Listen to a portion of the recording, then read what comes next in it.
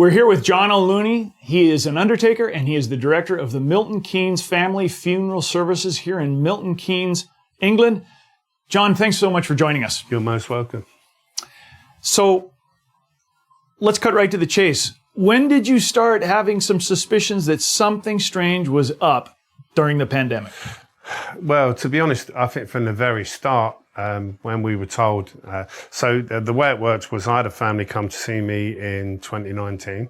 In end of November, beginning of December, they said they'd lost someone in a neighbouring borough, and they were upset that the hospital wouldn't allow them to visit their loved one in a chapel of rest. So I kind of said to them, look, don't worry, I'll go and pick them up promptly because it's important that you do that anyway, for obvious reasons. And whilst I was at the hospital in Northampton collecting this person, I happened to ask the mortuary staff there, I said, why wouldn't you let this family see their loved one? He opened the door and there was a pandemic tent inside this viewing room. And I guess the viewing room was 8 feet by 15 feet. And it was pretty much full of this great big pandemic tent. So I kind of said to him, well, what's that for? And I kind of knew. Is for extra capacity for deceased. And he said, we've been told there's something horrible coming. And he didn't mention the name COVID. They broke the news in January and I was frightened. I'll be honest, I was worried. As a funeral director, I'm in my 50s.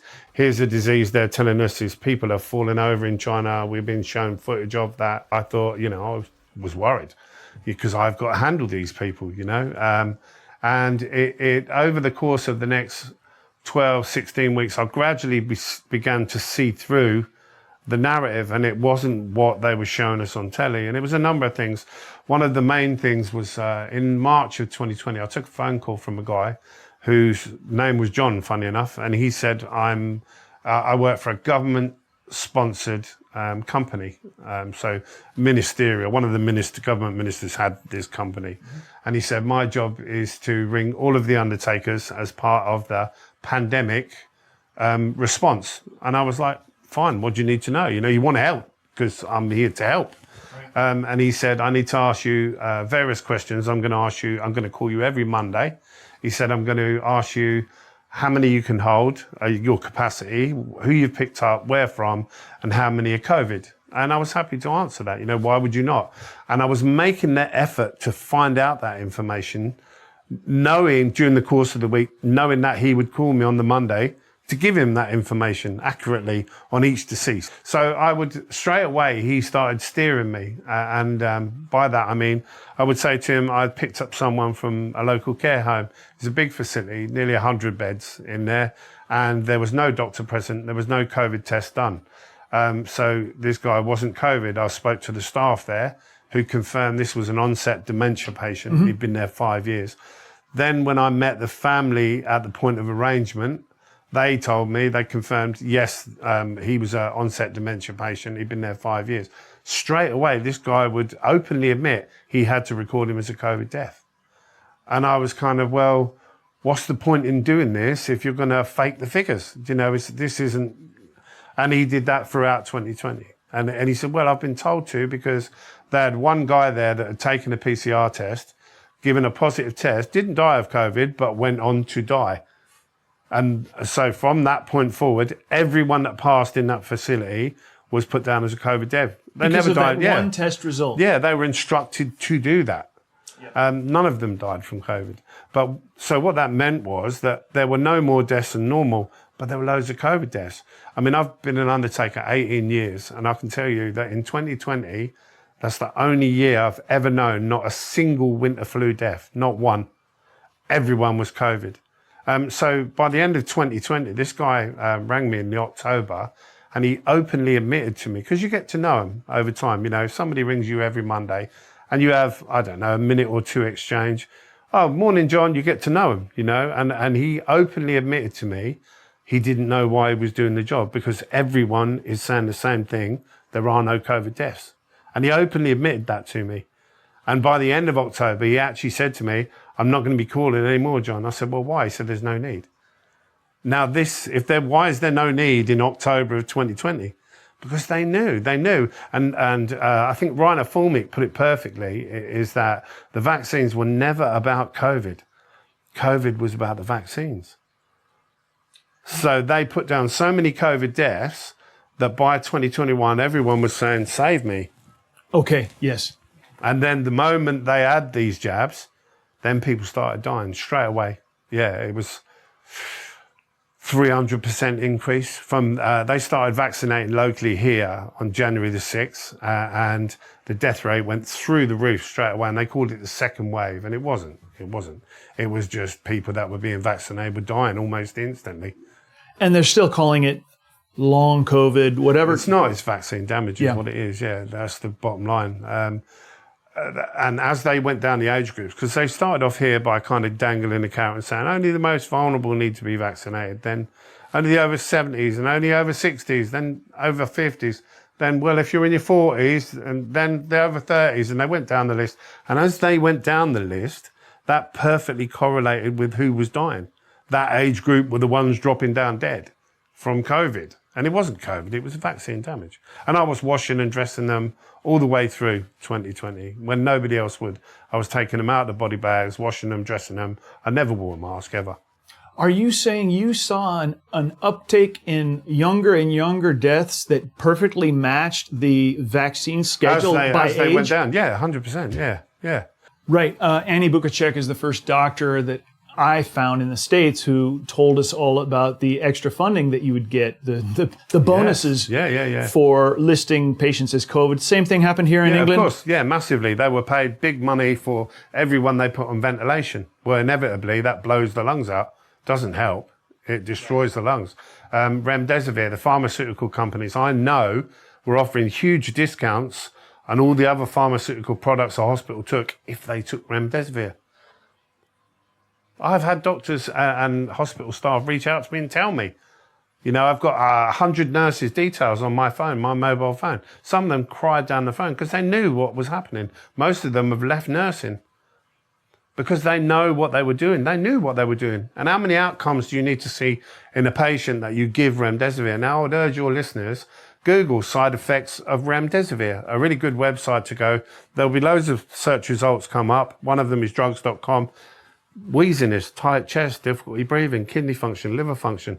And I was picking these people out, and I remember picking them up, and they would be in body bags, and the body bags would be swimming in body fluid edema, half full. And I'd never seen that before. And I remember that at the time thinking, what's causing that? You know, this COVID must be terrible.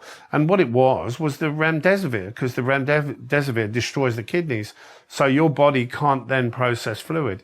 So you fill up and you drown. And that is your respiratory illness. And in the latter stages of your kidney failure, you drown. That's how you die from kidney failure, is you drown. And the hospital just marks it off as COVID. Of course it is, because they're getting thousands of pounds. Yeah. Sure. I took a phone call I had the meeting with Sir Graham Brady. So I took a phone call from Mark Sexton in beginning of September 2021, and it invited me to a meeting in a place called Birdcage Walk in Westminster. It was Boardroom 1, and present at the meeting were a number of very famous people, some of them I knew, and some of them I'd heard of, some of them I hadn't. Dr. Tess Lawrie, Professor Dolores Cahill, Dr. Sukrit Bhakdi, Dr. Sam White, Dr. Stephen Frost. Lawyer Anna de Bisseret was there. There was a barrister, Francis Hoare, and another lawyer, a really good guy called Philip Highland, and a number of other people. It was about 18 in total. Some of them were on a screen at the end of the table. And the guy that chaired the meeting was a guy called Sir Graham Brady. Now, at the time, I wasn't overly familiar with politics, probably the same as your average Joe. But he was the commissioner of something called the 1922 Committee. So this is a group of very senior MPs that sit in the background on a black square, hidden in the shadows, and they hire and fire prime ministers. So they select and fire prime ministers, Boris Johnson, Liz Truss, Rishi Sunak. They decide when it's time to go and who to take on. So there is no one more senior than him, because he was the commissioner of this committee. So he's the chief of this committee. And he listened to what we said.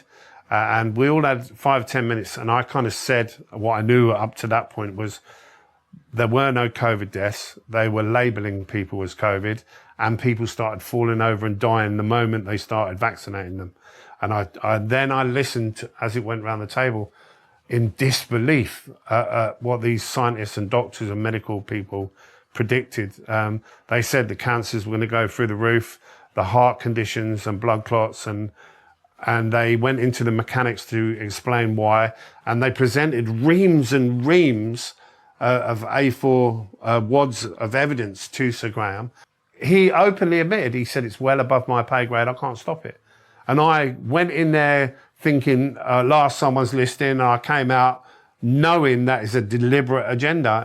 Now, speaking of the mechanics, as an undertaker, you are also an embalmer. So, when did you start seeing that there was something strange? Explain the mechanics of the embalming process as it relates to what you have discovered. Okay, so there are two types of death. There is a sudden death that's unexpected, and there is an expected death. And the difference between the two, for example, is if you get terminal cancer, and you know you're going to die, and you've been given a prognosis, and eventually you get sicker and sicker, and you're put on palliative care, and that's an expected death. Where someone is run over or just suddenly has good health but drops down dead, that's an unexpected death. And that means that the coroner gets involved, and they take your body to the coroner's office, which is usually in the hospitals, and they do what's called a post-mortem. So the way they do that is they cut you down the middle, take your sternum out, take all of your organs out, inspect them, blocks and slides and tests and toxicology. And then when they're done, they put them in a plastic bag. The bag goes back in and you're sewn up. And that's the way that works. Now, and you were also bled dry. Yes. Okay. Yeah, you are during a post-mortem. Yeah, 100%. Because you're just cut to pieces. Yep. So when are your blood vessels filled with something? No. They're not. No. Okay. So the way it works is, and how we stumbled upon it was, we embalm people.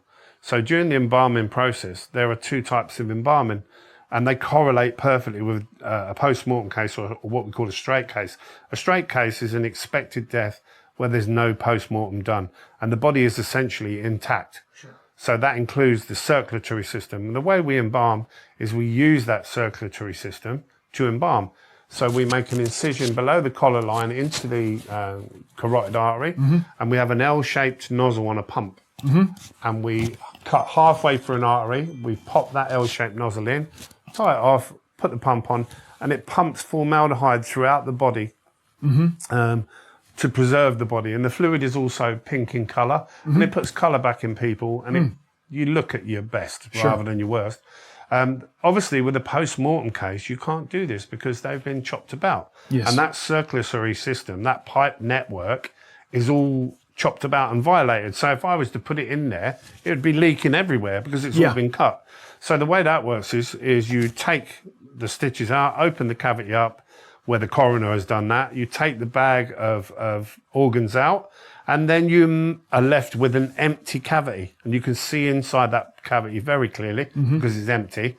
And you can manually target the severed arteries. So, for example, you've got a femoral artery that runs down, the main artery runs down each leg, and you can see it kind of there. It's like a cut straw. Sure. It's very clear, and you can target that and put fluid down it.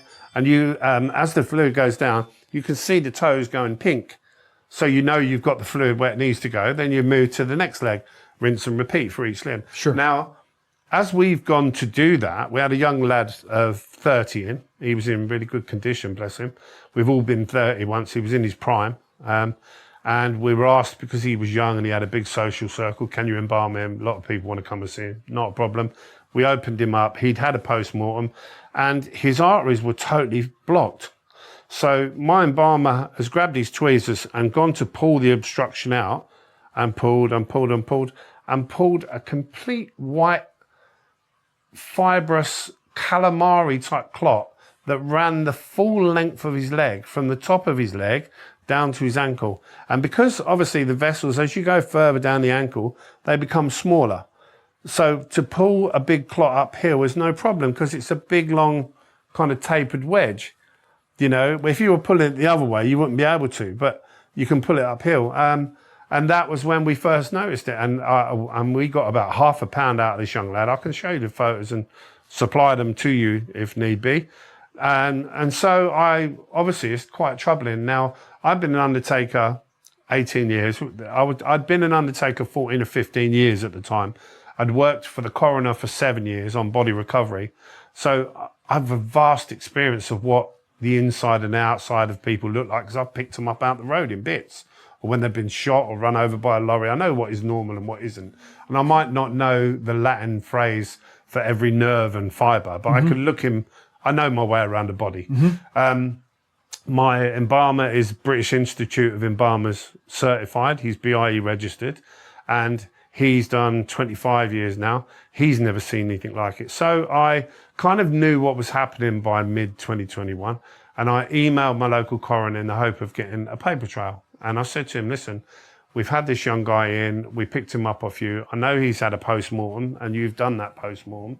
We found a load of really unusual white fibrous clots inside him. I know you must have seen them because you've had him before us. We took samples. Would you like those samples? What is it? And he wouldn't reply to the email, which is really unusual. I can get an email. I usually get a reply within an hour, you know. No interest. No interest at all. So 4 days later, I took a phone call from one of the girls in the office. And she said, oh, hi, John, you know, it's about your email you sent the other day. I spoke to the pathologist, and he tells me to tell you not to worry. It's perfectly normal, and that this stuff grows inside people post-mortem.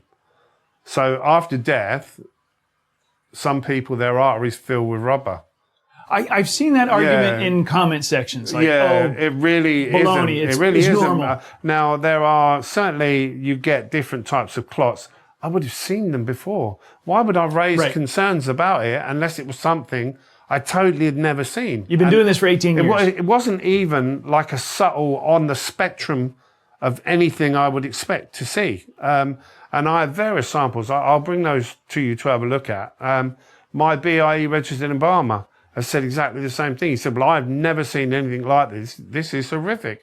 You can categorically say that in your early career, or in your career? I've never seen anything remotely resembling this stuff. Somebody would die in a care home, they would ring the doctor, and he would say, yes, tell the funeral director to collect.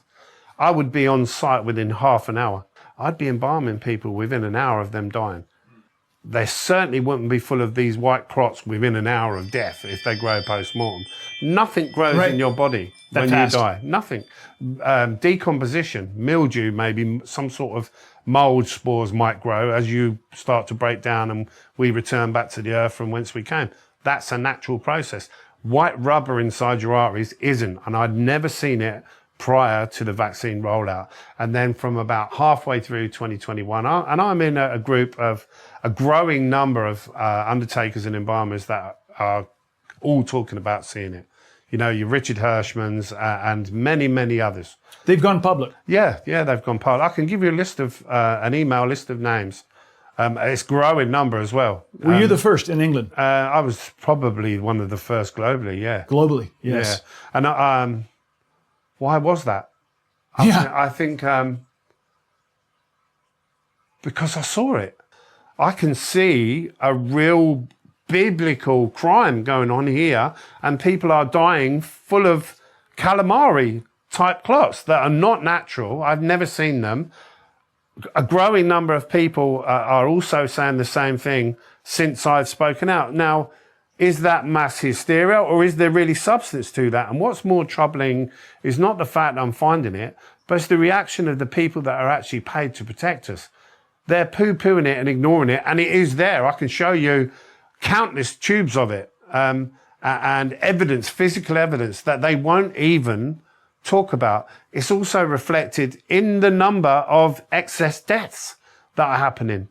You know, the under 14s, it's up about 30%. Yes. It's undeniable, and these people are still poo-pooing it. Now, I've got two avenues to go down. Either say nothing and just carry on taking the money, or speak out, because I'd actually would like a future for my kids. Right. And I can see what they're doing. And I've been with a growing number of people that I think more and more people are seeing it as what are we going to do about it? Because here, what could we possibly do except withdraw our consent and turn our backs on them? I think that's what it's going to be. Now, for the people that you say poo-poo it, and as the evidence mounts up and gets bigger and bigger, are they deluding themselves, or are some of them actually so evil that they do know what's going on? There are different people with different fingers and different pies. Yeah. Money was the main driver for this initially. So to give you an idea, doctors here were given £10 a vaccine, up to a maximum of 100 vaccines a day before they were taxed. So £1,000 a day, tax-free, 5,000 British pounds a week, tax-free. So they were chasing that. Their surgeries were put on bonuses. So once they reached 60% of their patients, they got a big bonus. Once they reached 70%, they got another bonus. The pharmaceutical companies are offering big discounts on drugs if they're taking things like midazolam, remdesivir. And of course, these people, they're following government guidelines. They're only doing what they're told to do. There's a pandemic on, and we've got a chance to earn a load of money. Yes. Why would they not do it? Now, well, as they're then for watching the fear of God, maybe? Well, yeah, but I don't think they saw it earlier. I don't think most people are inherently good. So I think to get people to believe that the people in society that we trust the most are actually orchestrating a cult is very difficult to convince people of that. A cult. Yeah. Yes. But that is the case. And Agenda 2030 is very, very real. I've had doctors in here who have openly admitted to me, a number of doctors, not one, not two, a dozen GPs have come in here doing cremation paperwork. And they've actually stood at that unit there, filling it in where he's sitting. And I've said to them, and there's various gateway kind of avenues you have in a conversation. I've kind of said, well, doctor, I said, are you seeing an increase in death rate in vaccine recipients? And they all have the same look. And that look is universal. They go like that because they're horrified that you know. Yep. And then they look at the floor. Every one of them does exactly the same look because they know. And then they go home and sleep well? Yeah, of course. And then they thank me, say it's nice to see me. They take a check and they walk out the door like we've been talking about the weather. The last one was a female GP who was in here. And she said to me, have you been busy? And that was all I needed. I said to her, well, of course I have. I said, we've got loads of vaccine recipients dying, haven't we? She went, yes, what a terrible world. That was her response, was it's a terrible world. But it's a terrible world that you're making happen. You know, it's too late. These people have been vaccinated now.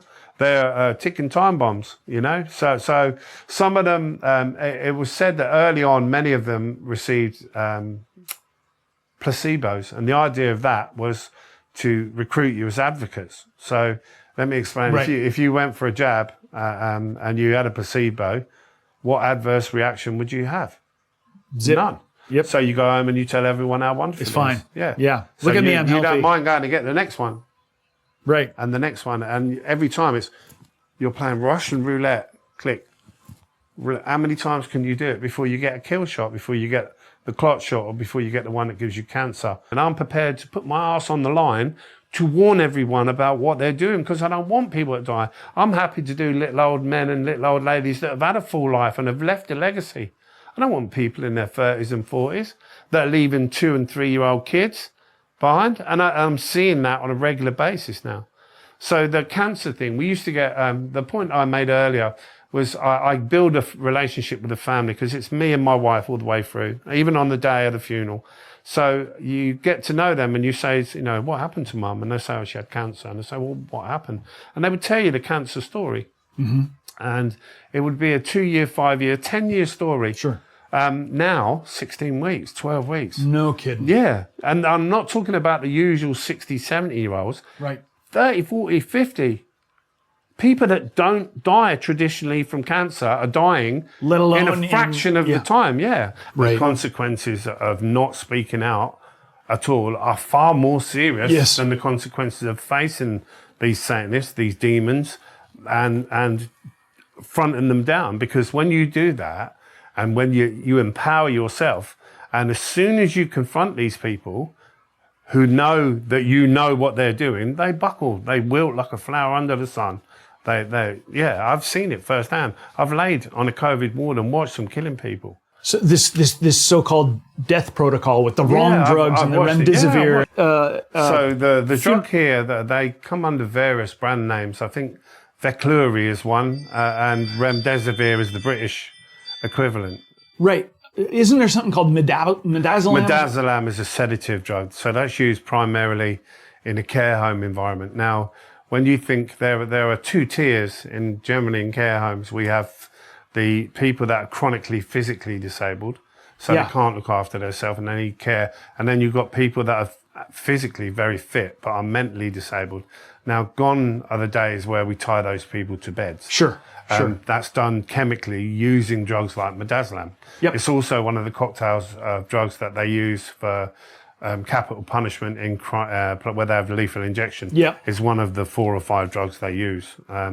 And it's a sedative. So there are certain amounts used in these care homes. And here in the UK, where we have an NHS and a national healthcare system, much of this, it's public money buying it. So it has to be published online. There are accounts for that public money. And you can put an FOI in, a freedom of information, and it's accountable. They used between 300 and 1,000% more midazolam during 2020 and 2021. That's bombshell. So I've got loads and loads of these white fibrous clots that I pulled out of the arteries of deceased people, Would it be kosher for us to see? Yeah, of course. Yeah, I can get those out. Here are the clots, Dan. Here's the clots. Oh, my. So each one of those files represents a person. No kidding. Yeah. Yeah, so they're red when they come out initially, but then when you wash them off, they're white underneath. They're set in formalin, which is formaldehyde. And yes. If there's any remnants of blood on them, it's burnt in the formaldehyde and it goes black. And you'll notice that they're all a universal size, more or less. And this is because they were all taken from carotid arteries specifically in the neck. So none of these were post-mortem cases. These were all people that weren't post-mortemed, and we just did them embalming from the carotid artery. And as I said before, as you put the pump in, when you withdraw the pump, there's back pressure, and this is spat out of the arteries. So this isn't arteries, this is what was inside arteries. And you never saw this sort of thing before the vaccine? Never. And I've got a BIE registered embalmer who's done 25 years, who also has never seen it, and countless other doctors and embalmers that I've spoke to. I get invited to meetings, virtual meetings every week now, with up to 100 professionals in. They're all seeing it now. Unfortunately for many, it's going to be too late. I've been liaising with a group of people who are quite, shall we say, expert, and I can't go into too much detail, but they suggest that the gene therapies, which is what these vaccines are, have harnessed the body's ability to produce scar tissue. And this is scar tissue, fibrin that's been produced to repair damaged vessels, but they're putting it into overdrive. So it doesn't just repair a vessel, it keeps growing until it blocks the vessel. Wow. So it's harnessed the body's natural process and put it into turbo mode with an aim of killing people off. And what does that death appear to be? If you get a blocked artery, what happens? You get a heart attack. Yes. You get a stroke. Those are normal deaths. Yeah. And look at the superabundance of heart attacks and strokes and blood clots. Yeah, of course. So you're not going to get those out with heparin and drugs like that. They're not going to work. It's a totally different formula. Yeah, it's not going to work. Need an operation. I've seen them physically removed from living patients. I've been given videos of it happening. In fact, Richard Hirschman will tell you more about that when you speak to him. He's been liaising with a surgeon who was actively pulling them out of live patients, vaccine recipients. So it's kind of like the worst kept secret in the health service now. They all know. They all know. Yeah, they do know. Yeah, I would say 90% of them know. In fact, I think a good guide is very recently they published the figures on COVID boosters, and the NHS workers who refused a booster was 71%. Because they know. Yeah, of course they know. It's about saving people. Yes. The truth will set us free, because when people they learn the truth, they'll turn their back on these people. That's all it takes. Yeah. And we can we can go back to grassroots level community. Yes. Where he's the plumber, he's the chippy, he's the undertaker. He cuts hair, and we don't need these people. They need us. We are their power. What have they got without us? Nothing. And we don't have to go through the digital banking system to pay the undertaker and the plumber. They want to enslave us. Right. Wait until you've used your carbon footprint and it declines your card. Yes. Or you've spoken out against something. Of course, social credit system. Right. In China, they're locked out of their own apartments. People need to wake up and see it before it happens. It'd be no good trying to react once we're enslaved. That's right. So get out there and spend cash, guys. Yeah, spend cash. Yeah, I agree. 100%. Yep. Yeah. It's good to meet you, Dan. Great to meet you, John. And you. Thank you so much.